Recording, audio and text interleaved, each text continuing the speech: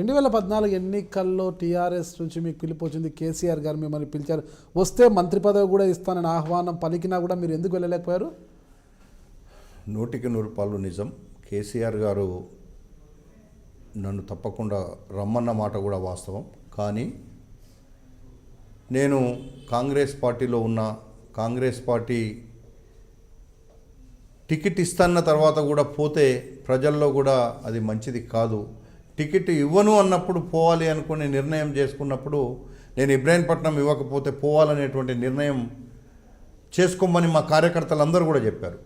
అయితే కూడా నేను ఓకే, ఒకసారి మనం పార్టీ చెప్తుంది వినాలి అని చెప్పిన తర్వాత మీరు అన్నట్టుగా సబిత గారు కానీ ఇంకా వాళ్ళు వీళ్ళు కానీ ఇవ్వకపోతే కష్టం అనేటువంటి మాట వాళ్ళు కూడా చెప్పారు. చెప్పిన తర్వాత మళ్ళీ నన్ను కంటెక్ట్ చేయమంటే మహేశ్వరం చేసిన. నిజంగా మొన్న ఆమె మహేశ్వరంలో ఉండి నేను ఇబ్రాహీంపట్నంలో ఉంటే ఆ 2 సీట్లు వస్తాయి. ఆ 2 సీట్లతో పాటు పార్లమెంట్లు వస్తాయి. ఎవరు నష్టం చేశారు చెప్పండి ఇది?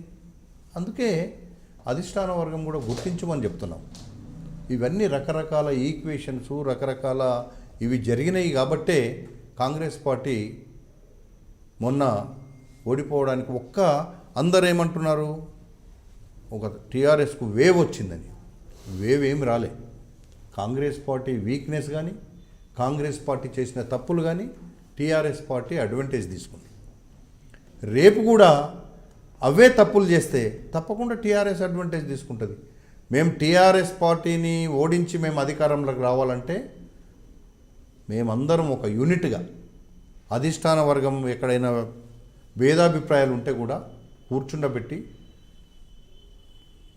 అందరినీ ఒక వేదిక మీద చేస్తే అధికారం రావడానికి మేము తప్పకుండా మాకు అవకాశం ఉంది. మల్లెడ్డి రంగారెడ్డి గారు చాలా సౌమ్యులు. ఎవరైనా నమ్మిన వారి కోసం ఎంతవరకైనా పోతారు, కానీ నమ్మని వారిని అనగదొక్కడానికి కానీ ఎటువంటి చర్యలు తీసుకోవడానికి కూడా వెనకాడరు అంటుంటారు. అది కరెక్టేగా బ్రదర్. నమ్మిన వాళ్ళకైతే మనము తప్పకుండా న్యాయం చేయాలి కదా. మోసం చేసేవాడిని అయితే చేతనైన కాడికి అనగదొక్కాలి కదా.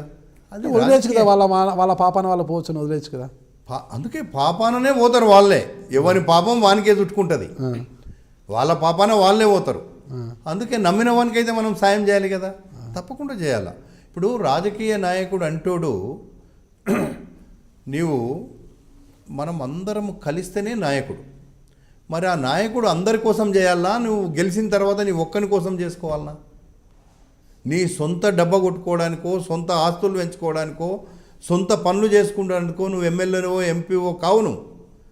నువ్వు ప్రమాణం చేస్తావు అందరి కోసమే ఉన్నా నేను అని. మరి అది చేయకుండా చేసే తప్పులు, మాటలు మాట్లాడేదేమో చాలా నీతులు, చేసేదేమో తప్పులు. అయితే అందరు రాజకీయ నాయకులు ఇదే మాట చెప్తారు.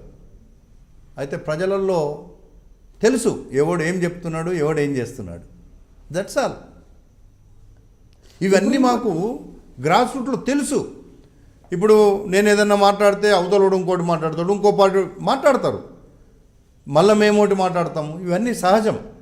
కాబట్టి ఇవన్నీ రాజకీయాల్లో సహజంగా జరిగేది. కాకపోతే మన మనస్సాక్షిగా ప్రజలకు మనం ఏం చేస్తున్నాం, ప్రజలకు మనం చెప్పింది చేస్తున్నామా లేదా అనేది అందరం కూడా రాజకీయ నాయకుడు అంటూ ఆలోచించుకోవాల్సిన అవసరం తప్పకుండా ఉంది. మొత్తం రాజకీయ నాయకులందరికీ కూడా ఒక గుణపాఠంగా ఉండాలంటారా? తప్పకుండా ఉండాలా. ఇప్పుడు నేను మొన్న అప్పటికప్పుడు పోయినా ఒక ఫైట్ ఇవ్వగలిగిన కొత్త కాన్స్టిట్యున్సీలో చాలామంది 3rd ప్లేస్ 4th ప్లేస్లో వెళ్ళిపోయినారు.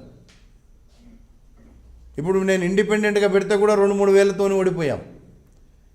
ఇప్పుడు మరి ఇండిపెండెంట్ క్యాండిడేట్కి కూడా మేము అన్ని ఓట్లు తెచ్చుకున్నాము అంటే ముఖ్యమంత్రులు కావాలనుకుంటే వాళ్ళు కూడా వేలతో ఓడిపోయినారు. మరి వాళ్ళ సంగతి ఏంది, మా సంగతి ఏంది? జనమే కదా నిర్ణయించేది.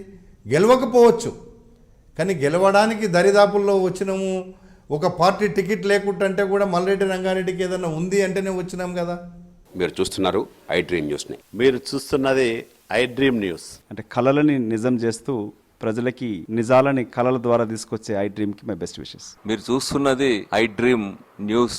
మీరు చూస్తున్నారు I dream channel. For more videos, please subscribe iDream. మరిన్ని వీడియోల కోసం ఐ డ్రీమ్ని సబ్స్క్రైబ్ చేయండి. Please subscribe I dream. And I am very much satisfied with the way interview went on. Kindly subscribe to iDream. For more videos, subscribe to iDream. and loads of fun entertainment and content. Do watch